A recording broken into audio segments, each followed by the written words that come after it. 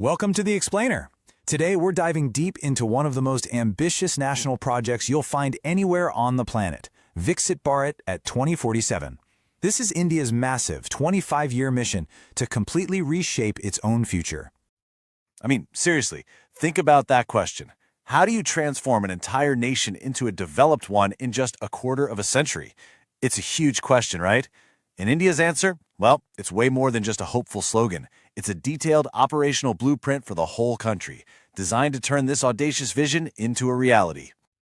So, at its very core, Viksit Bharat at 2047 is the master plan.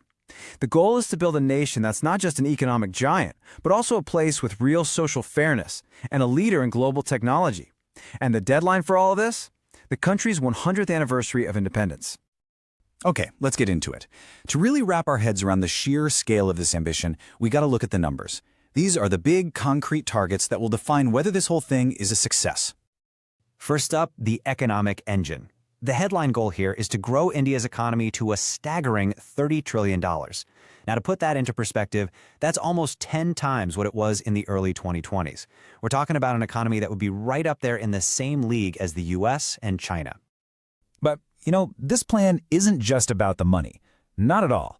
A key social goal is to raise the average life expectancy to almost 72 years.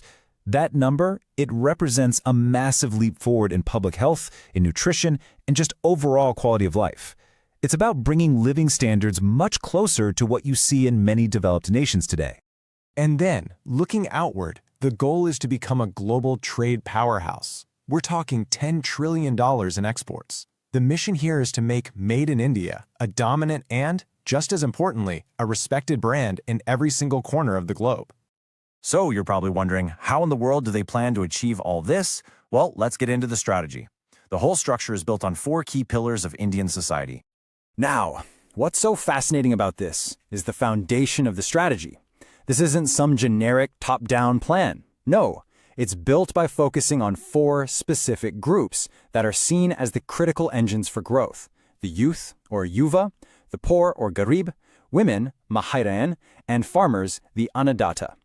Each one has a really clear goal for 2047, and crucially, immediate things to focus on for 2026.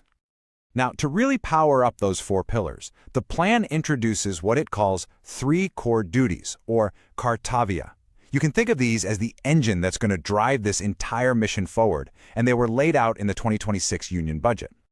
And these duties are super practical and action-oriented. We're talking about boosting how efficient industries are, using new tech like AI, radically upscaling the workforce so they're ready for the jobs of the future, and making absolutely sure that all this economic growth actually reaches every single part of the country. This brings us to a really fundamental idea behind the whole plan. See, this isn't just a to-do list for the government. It's being framed as a shared mission, a mission for every single citizen. The language they use here is, well, it's powerful. The mission is described as a collective family responsibility. What that does is it reframes nation building. It takes it from being some distant government policy and turns it into a personal, almost intimate duty that every citizen has, kind of like the responsibility you feel towards your own family. And this shows you exactly how that responsibility is spread out. The youth, they're encouraged to become entrepreneurs, to create jobs, not just seek them. Universities, they're being asked to build character right alongside building careers. And the corporate sector is expected to really lead the charge on innovation and global trade. Okay, so this all sounds absolutely massive, and it raises a really practical question. You might be sitting there thinking, okay, great, but how can I actually get involved? What can I do right now in 2026 to be a part of this?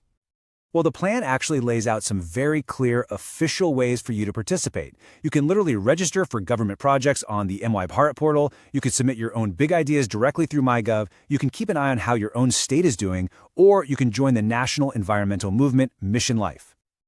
Now, there's one crucial, almost secret ingredient that underpins this entire 25-year mission. It's the core strategy that makes a plan this ambitious even seem possible, and the concept is called leapfrogging.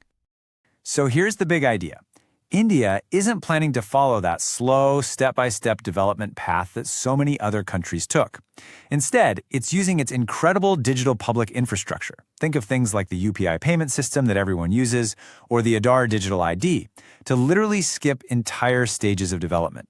The goal is to do in 25 years what took many Western nations almost 100 years to build. And that brings us to the end. The vision, the numbers, the strategy, it's all laid out. But the success of this 25-year mission, it really doesn't just depend on government policy. It depends on the active participation of millions and millions of people. And that leaves us with a final, very personal question to think about. The blueprint is there. What part will you build?